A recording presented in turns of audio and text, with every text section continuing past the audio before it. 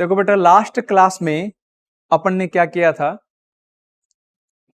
Alpha particle की properties का discussion किया था, जिसमें अपन ने 4-5 प्रॉपर्टीज लिखी थी उसकी।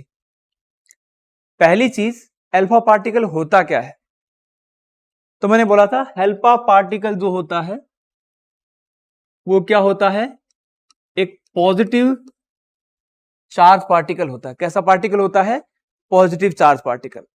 ठीक है, अल्फा पार्टिकल के बारे में मैं थोड़ा सा आपको रिवाइज कराऊं तो देखो, मैंने क्या बोला था कि कोई भी न्यूक्लियाई जो होता है, किसी भी एटम का न्यूक्लियस जो होता है, जब वो अनस्टेबल हो जाएगा तो वो अल्फा बीटा गामा पार्टिकल निकाल कर अपने आप को स्टेबल बनाएगा।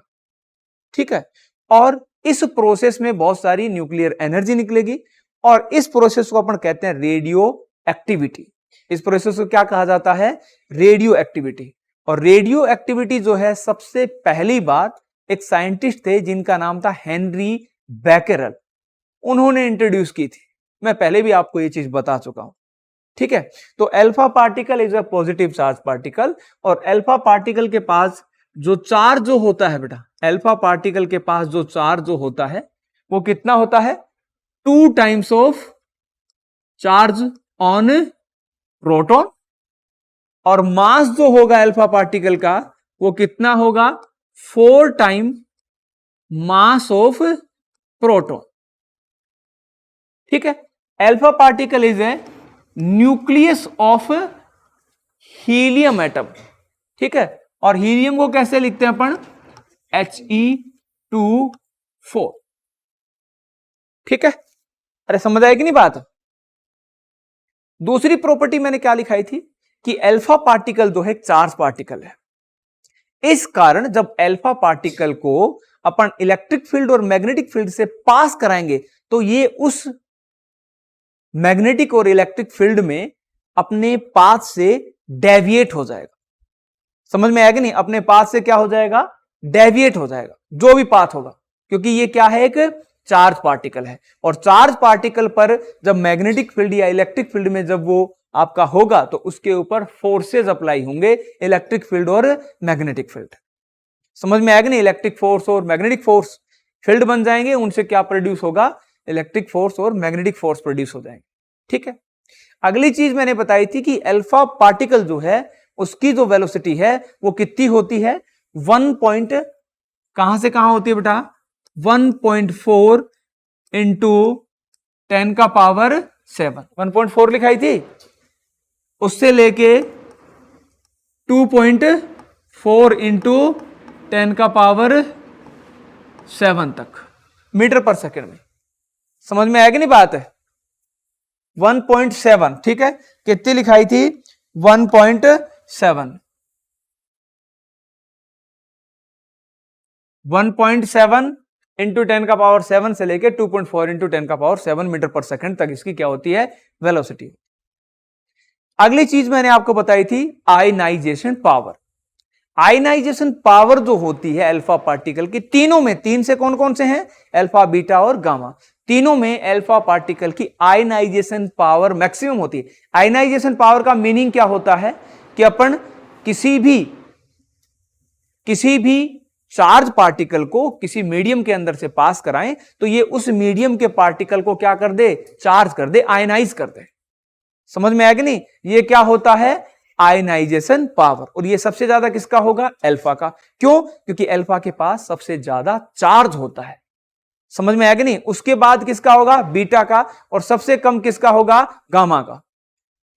ठीक है, उसके बाद अगली चीज मैंने क्या डिस्कस की थी? Penetration power. Penetration power alpha particle का सबसे कम होता है, क्योंकि अल्फा पार्टिकल जो है वो सबसे हैवी पार्टिकल है। समझ में आएगा नहीं? अल्फा पार्टिकल सबसे हैवी पार्टिकल, चार्ज है और हैवी पार्टिकल है, इसलिए इसका पेनिट्रेशन पावर सबसे वीक होगा। पेनिट्रेशन का मीनिंग क्या है कि जब इस पार्टिकल को किसी भी ऑब्जेक्ट के अंदर से, मेटालिक ऑब्जेक्ट होता है, कोई भी ऑब्जेक्ट हो सकता है, उसके अंदर से अपन पास कराएं तो ये कितना ज्यादा उसको पेनिट्रेट कर सकता है। समझ में आएगा नहीं? पेनिट्रेशन करने की कैपेसिटी इसकी सबसे कम होती है। ठीक है, उससे ज्यादा किसकी? बीटा की। सबसे ज्यादा किसकी? गामा की। समझ आया कि नहीं बात। उसके बाद अगली जो चीज है बेटा वो है अल्फा डीके। अगली चीज लिख लो, अगली चीज क्या है, अल्फा डीके। नेक्स्ट पॉइंट है बेटा अल्फा डीके। अब देखो समझो इस बात को, अल्फा डीके होता क्या है। देखो जब कोई भी एटम या न्यूक्लियाई बोले, एग्जैक्टली एटम का अंदर न्यूक्लियाई होगा, जब कोई भी न्यूक्लियाई डिसइंटीग्रेट या अपन एग्जैक्ट मीनिंग बोले डीके, क्या होगा, डीके होगा, डिसइंटीग्रेट होगा, तो वो अल्फा बीटा गामा निकालेगा। अरे समझ में आएगा नहीं, क्या निकालेगा, अल्फा बीटा गामा निकालेगा, अपने आप को चेंज करेगा दूसरे न्यूक्लियाई में। कौन से न्यूक्लियाई में, जिनके लिए आपकी बाइंडिंग एनर्जी पर न्यूक्लियन ज्यादा हो। और इसके लिए मैंने आपको ग्राफ बनवाया था बाइंडिंग एनर्जी पर न्यूक्लियन और मास नंबर के बीच में, जिसमें अपन ने बोला था कि एक निकिल एक ऐसा आपका एलिमेंट होता है पीरियोडिक टेबल में जिसका मास नंबर 62 होता है और वो सबसे ज्यादा स्टेबल होता है अकॉर्डिंग टू बाइंडिंग एनर्जी पर न्यूक्लियन, और उसकी बाइंडिंग एनर्जी लगभग कितनी थी, 8.8 मेगा इलेक्ट्रॉन वोल्ट। यानी उसका एक न्यूक्लियन आपको बाहर निकालना है निकिल का, तो 8.8 मेगा इलेक्ट्रॉन वोल्ट की एनर्जी खर्च करनी होगी। अरे समझ आएगी नहीं बात। तो जब कोई एटम या न्यूक्लियाई डिसइंटीग्रेट हुआ और अल्फा पार्टिकल निकले, क्या निकले, अल्फा पार्टिकल निकले, तो अल्फा पार्टिकल के निकलने से उस न्यूक्लियाई में क्या क्या चेंज होते हैं। ठीक है, तो मान लेते हैं आपका एक एलिमेंट है एक्स, क्या एलिमेंट है, एक्स एलिमेंट है, उसका आपका जेड तो क्या है, एटॉमिक नंबर, और ए क्या है, एटॉमिक मास। तो जब इसमें से क्या हुआ बेटा, अल्फा डीके हुआ, क्या हुआ, अल्फा डीके होता है। तो जब अल्फा डीके होता है तो जो इससे वाई बनेगा, क्या बनेगा, वाई बनेगा, उसके जेड में तो बेटा 2 की कमी हो जाएगी, कितने की कमी होगी, 2 की, और ए में कितने की कमी हो जाएगी, 4 की, और इसके साथ निकलेगा अल्फा पार्टिकल। अल्फा पार्टिकल आप कहीं कहीं ये भी लिखा हुआ देख सकते हो, 2He4। समझ आई बात ये, अरे हां कि ना। तो यहां पर क्या निकला, अल्फा पार्टिकल निकला, और निकलती है न्यूक्लियर एनर्जी, क्या निकलती है, nuclear energy. Nuclear energy is a large source of energy, green source है एनर्जी का, आगे पढ़ेंगे अपन न्यूक्लियर एनर्जी के बारे में। न्यूक्लियर सोर्स एक बहुत बड़ा एनर्जी का सोर्स है और एक ग्रीन सोर्स है, ये एनवायरनमेंट को पोल्यूट नहीं करता है, पर इसका जो मेंटेनेंस होता है, इसका जो आपका रख रखाव होता है वो बहुत कॉस्टली होता है, इसको बनाना बहुत कॉस्टली होता है। ये जिस आपका एलिमेंट से प्रोड्यूस होती है न्यूक्लियर एनर्जी, अपन पढ़ते हैं अपने सिलेबस के अंदर न्यूक्लियर फ्यूजन प्रोसेस में, जिसमें यूरेनियम 235 को यूज किया जाता है और उससे अपन प्रोड्यूस करते हैं न्यूक्लियर एनर्जी। तो अपन आगे चल के पढ़ेंगे, समझ आई ये बात। तो इसको तो बोलते हैं बेटा फादर न्यूक्लियाई, क्या बोलते हैं इसको, फादर न्यूक्लियाई, पापा न्यूक्लियाई बोलते हैं इसको, ठीक है। और ये है आपका डॉटर, डॉटर न्यूक्लियाई, ठीक है, समझ में आएगा नहीं, ये पापा और ये बेटी, ठीक है। ये एक तरीका होता है इस चीज को बताने का कि भाई आपका फादर न्यूक्लियाई से डॉटर बनी और उस डॉटर के जो जेड में तो चेंज कमी होगी 2 की और ए में कमी होगी किसकी, 4 की। समझ आई बात। आपको यहां पर ध्यान क्या रखना है कि जब अल्फा पार्टिकल, जब किसी भी न्यूक्लियाई का या न्यूक्लियस, किसी भी एटम के न्यूक्लियस का डीके होता है और उस टाइम यदि अल्फा पार्टिकल निकल रहा हो तो उस एलिमेंट के एटॉमिक नंबर में 2 की कमी हो जाती है और एटॉमिक मास में 4 की कमी हो जाती है। समझ में आया कि नहीं बात। ये रिएक्शन लिखो और इसके नीचे 2 लाइन लिखाऊंगा। देखो नेक्स्ट पॉइंट लिखो, प्रॉपर्टीज ऑफ बीटा पार्टिकल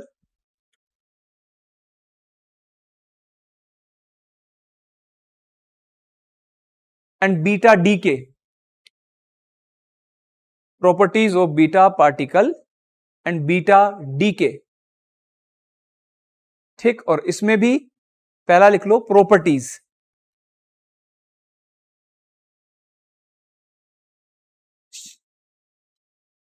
देखो प्रॉपर्टीज में क्या होता है, बीटा पार्टिकल जो होता है बेटा एक नेगेटिव पार्टिकल होता है। कैसा पार्टिकल होता है? नेगेटिव।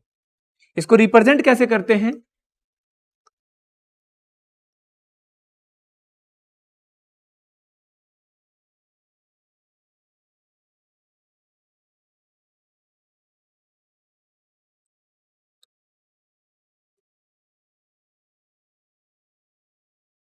इसको रिप्रेजेंट किया जाता है, ठीक है, बीटा पार्टिकल के पास जो चार्ज होता है वो इलेक्ट्रॉन के इक्वल होता है। किसके इक्वल होता है? इलेक्ट्रॉन के इक्वल चार्ज होता है, ठीक है। और जब बीटा पार्टिकल रेस्ट में होगा तो उसका मास जो होता है वो क्या होगा? आपका मास ऑफ इलेक्ट्रॉन के इक्वल। बट यदि बीटा पार्टिकल मोशन में होगा तो इसका मास जो हो जाएगा वो चेंज हो जाएगा according to theory of relativity. Theory of relativity का मैं काफी बार आपके सामने जिक्र कर चुका हूं कि फॉर्मूला है m equal to m not under root 1 minus v square by c square. जब एक बहुत छोटा पार्टिकल ले लिया जाए जिसका मास जो है नेग्लेजिबल हो, बहुत कम हो, जैसे इलेक्ट्रॉन होता है, तो वो जब आपका मोशन में हो और उसकी भी आपकी वेलोसिटी जो है वो वेलोसिटी ऑफ लाइट के कंपैरेबल हो, उसकी रेंज में हो, तो उसका जो मूविंग मास होता है, ये कौन सा मास होता है? मूविंग मास।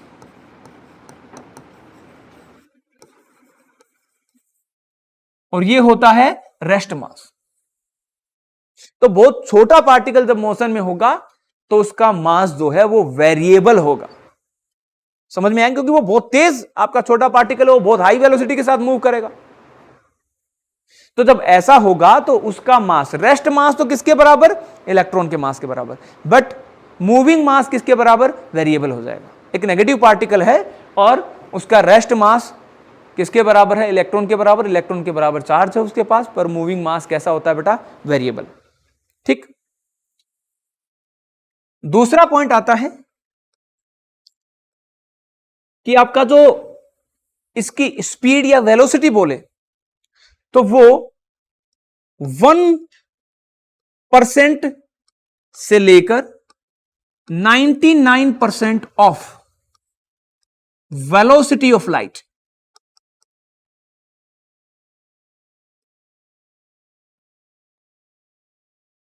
ठीक है, 1% to 99% of velocity of light के इक्वल हो सकती है इसकी वेलोसिटी। समझ में आएगी नहीं बात? इसकी जो वेलोसिटी है वो 1% से कितना हो सकती है? 99% ऑफ वेलोसिटी ऑफ लाइट के। अगला पॉइंट है कि ये भी एक चार्ज पार्टिकल है, तो इस चार्ज पार्टिकल को जब इलेक्ट्रिक फील्ड और मैग्नेटिक फील्ड से पास कराया जाएगा तो ये उसमें भी अपने पाथ से क्या हो जाएगा? डेविएट हो जाएगा, डिफ्लेक्ट हो जाएगा, क्योंकि इसके ऊपर ये चार्ज पार्टिकल होने के कारण इसके ऊपर भी इलेक्ट्रिक फोर्स और मैग्नेटिक फोर्स लगेंगे। समझ में आएगी नहीं बात? अरे हाँ ना, तो ये अपने पास से क्या हो जाएगा? डिफ्लेक्ट हो जाएगा जब इसको इलेक्ट्रिक और मैग्नेटिक फील्ड से पास कराएंगे। उससे अगला पॉइंट जो है वो क्या बोलता है? वो कहता है इसके आयनाइजेशन पावर के बारे में। ज्यादा क्यों हुआ उसका रीजन है कि गामा पार्टिकल कैसा होता है? न्यूट्रल पार्टिकल होता है। बट अल्फा पार्टिकल कैसा है? Charge particle. अल्फा के पास ज्यादा चार्ज है, किसके कंपेयर में? बीटा के कंपेयर में। अल्फा के पास कितना होता है? 2 टाइम्स ऑफ प्रोटॉन, 1.6 इंटू 10 का पावर -19। इलेक्ट्रॉन के पास भी उतना ही होता है।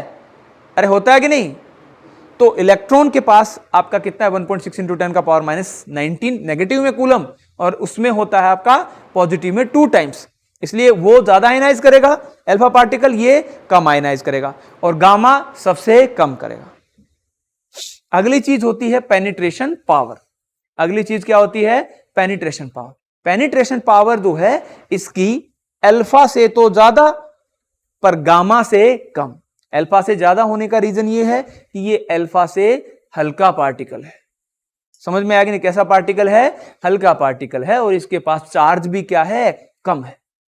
इसीलिए इसकी पेनिट्रेशन पावर जो है अल्फा से ज्यादा और गामा से कम होती है। समझ आया कि नहीं बात है?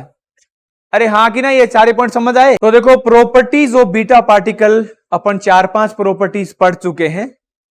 अगला पॉइंट है बेटा बीटा डीके। नेक्स्ट पॉइंट लिखो बीटा डीके।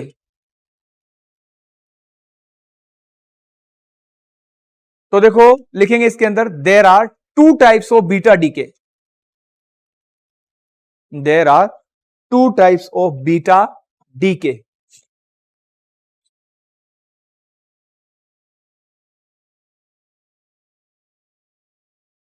पहला लिखो नेगेटिव बीटा डीके।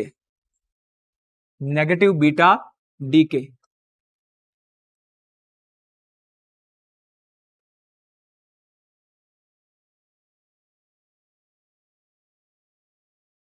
उसका ब्रैकेट में ये लिख लो। दूसरा लिखेंगे फिर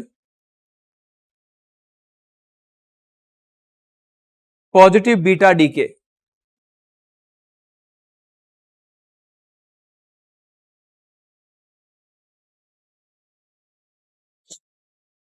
और इसमें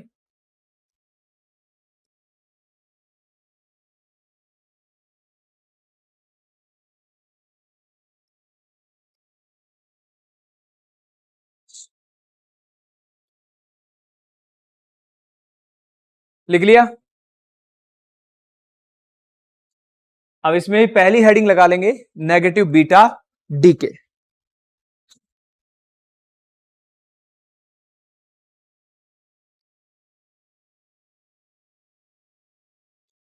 अब देखो नेगेटिव बीटा डीके जब होता है तो मान लो अपने पास एक एलिमेंट है x, यहां z और यहां कितना a। इसको क्या बोल रहे हैं अपन? Father nuclei. क्या बोल रहे हैं? Father nuclei. और यहां पर डीके हो रहा है कौन सा? Beta decay. और वो भी कैसा? Minus beta decay. कैसा बोल रहा हूं बेटा मैं? Minus beta decay.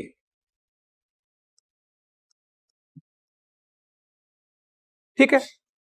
तो जब आपका बीटा नेगेटिव डीके होता है तो जो डॉटर न्यूक्लियाई मिलेगा उसका जो जेड बनेगा बेटा, उसमें उसके जेड में एक का इंक्रीमेंट हो जाएगा। क्या हो जाएगा? एक से जेड बढ़ जाएगा। और उसका जो ए है उसमें कोई चेंज नहीं होगा। ठीक है। प्लस अपन क्या लिखेंगे? कौन सा पार्टिकल है?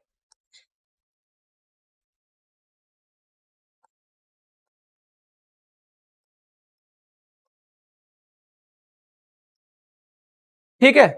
प्लस इसके साथ एक पार्टिकल निकलता है जिसको बोलते हैं एंटी न्यूट्रिनो पार्टिकल। इस पार्टिकल को क्या कहा जाता है? Anti neutrino particle. और निकलती है न्यूक्लियर एनर्जी। और क्या निकलती है? Nuclear energy.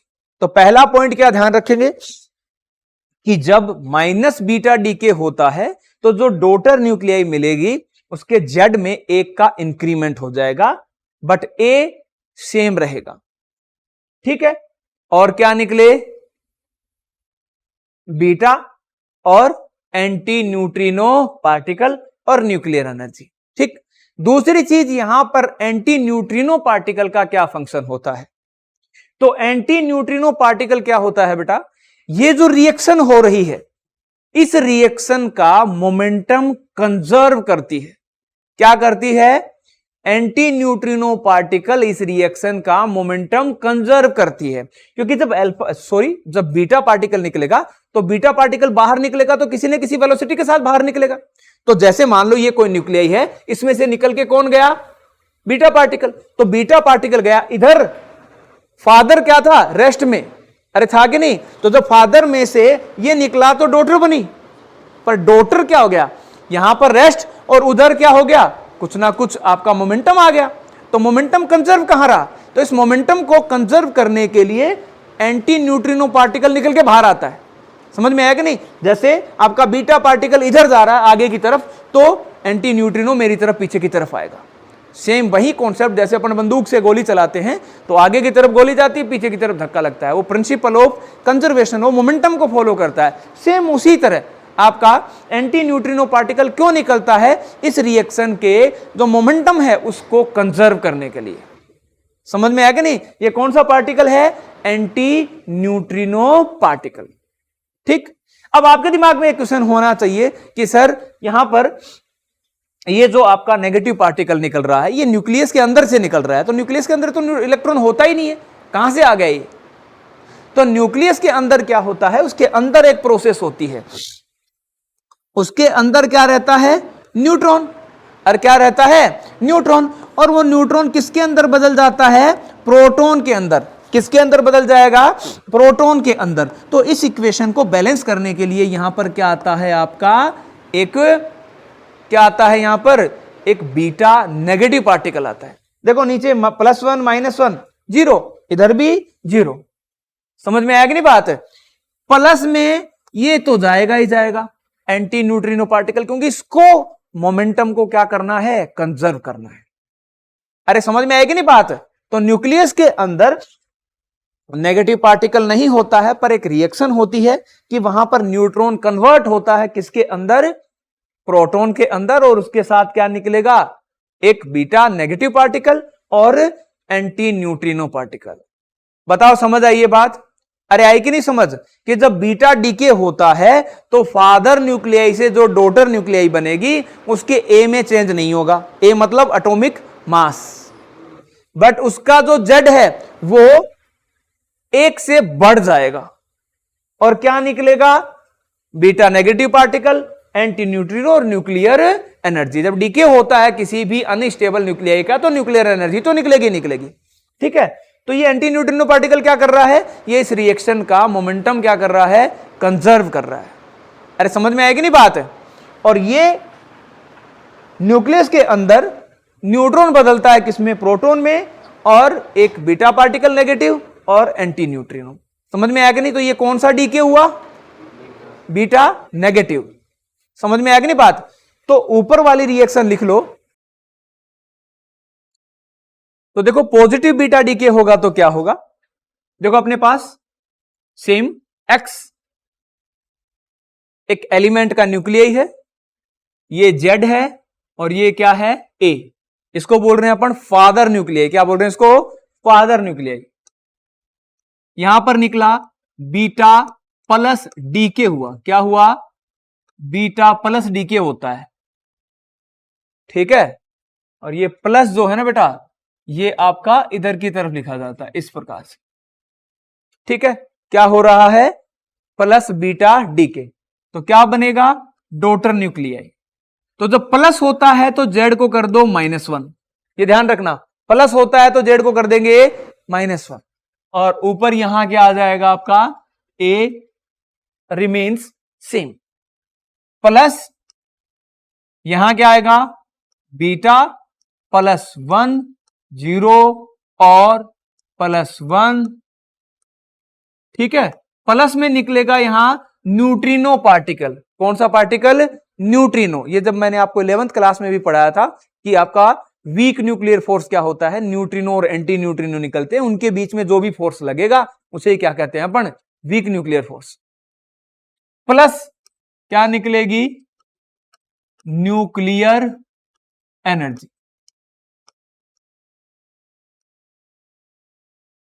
ठीक है, समझ आई ये बात? अरे आई कि नहीं? सिमिलर प्रोसेस है, बस थोड़ा चेंज हो गया है। इसमें क्या होगा कि प्रोटॉन जो होगा न्यूक्लियस के अंदर वो बदल जाएगा किसमें? न्यूट्रॉन में। और यहां पर आपका क्या निकल जाएगा? प्लस बीटा पार्टिकल और न्यूट्रिनो। समझ आएगी नहीं बात? सिमिलर प्रोसेस है, बस चेंज क्या है कि प्लस निकल रहा है तो आपका यहां -1 कर देंगे। वहां माइनस निकल रहा था तो यहां, समझ में आएगी नहीं बात? इतना सा चेंज होता है और ये उल्टी हो जाती है। वहां न्यूट्रॉन प्रोटॉन बदलता है, यहां प्रोटॉन न्यूट्रॉन में बदल रहा है। नेक्स्ट लिखो properties of gamma particle and gamma DK.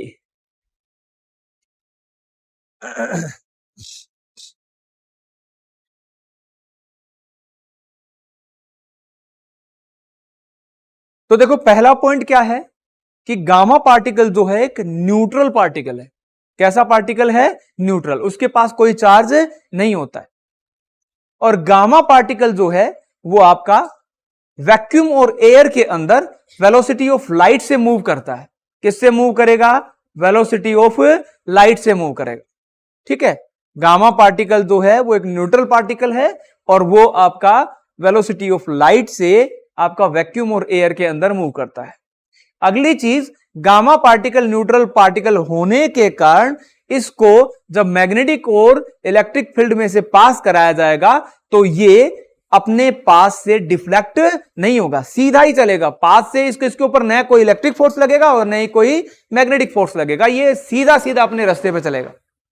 ठीक है, अगला पॉइंट है कि जो आपका आयोनाइजेशन पावर होती है वो गामा पार्टिकल की मिनिमम होती है, बहुत ही कम होती है, नेग्लिजिबल के अराउंड। यदि ये किसी भी गैस के अंदर से इसको जब मूव कराया जाता है, समझ में आएगा नहीं बात। लास्ट पॉइंट है वो है पेनिट्रेशन पावर। पेनिट्रेशन पावर जो है आपका गामा पार्टिकल की वो मैक्सिमम होती है, क्योंकि ये न्यूट्रल पार्टिकल है, हल्का पार्टिकल है, तो इसकी पेनिट्रेशन पावर जो है वो 100 टाइम्स किसके होगी? बीटा के, और 1000 टाइम किसके होगी? अल्फा के। समझ में आएगी नहीं बात? तीनों चारों पॉइंट क्लियर हो गए। इतना ही मैक्सिमम एग्जाम में पूछा जा सकता है इस चैप्टर से, इससे ज्यादा अलावा कुछ पूछेगा नहीं। ठीक है, अगली चीज है गामा डीके। मैं लिखा दूंगा दोनों साथ में, गामा डीके। तो गामा डीके जब होता है, गामा डीके की बात करें,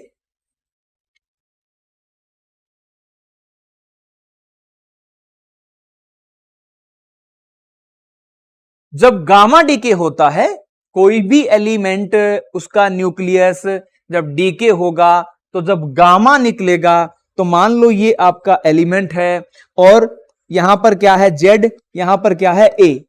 तो जब गामा डीके हुआ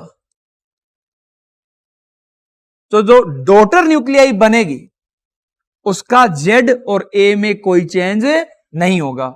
जेड और ए में कोई चेंज नहीं होगा।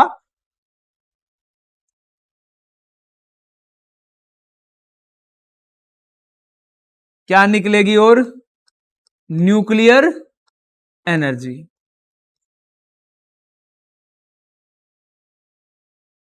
जेड और ए में कोई चेंज नहीं होगा। पर क्या चेंज हो सकता है? इनकी जो आपकी रेडियो एक्टिव प्रॉपर्टी है वो चेंज हो सकती है।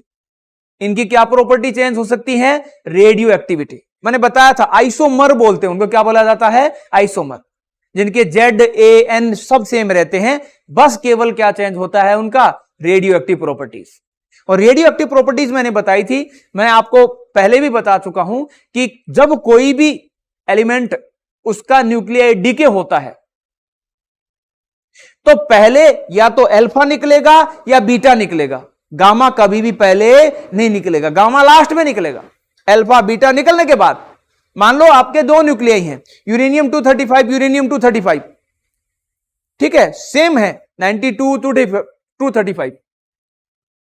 डीके हुआ तो मान लो इसने पहले बीटा निकाला, इसने अल्फा निकाला, तो इनकी रेडियो एक्टिव प्रॉपर्टी क्या होगी? डिफरेंट डिफरेंट होगी। अरे समझ में आएगा नहीं बात?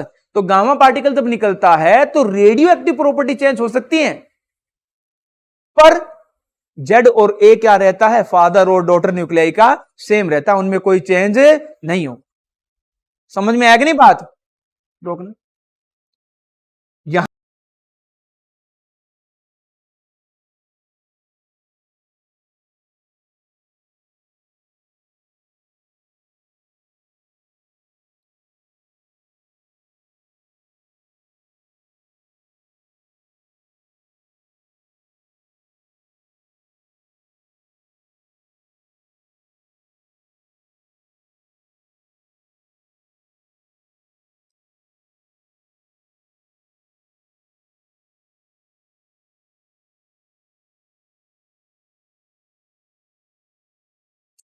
एग्जाम्पल में लिखेंगे कैलकुलेट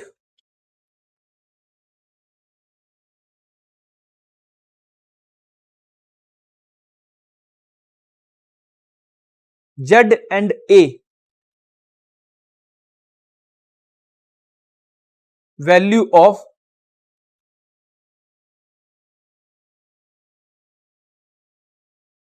R।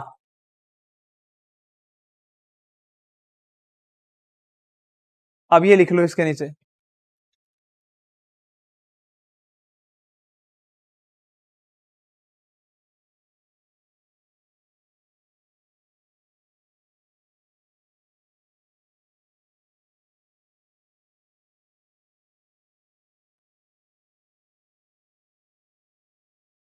लिख लिया।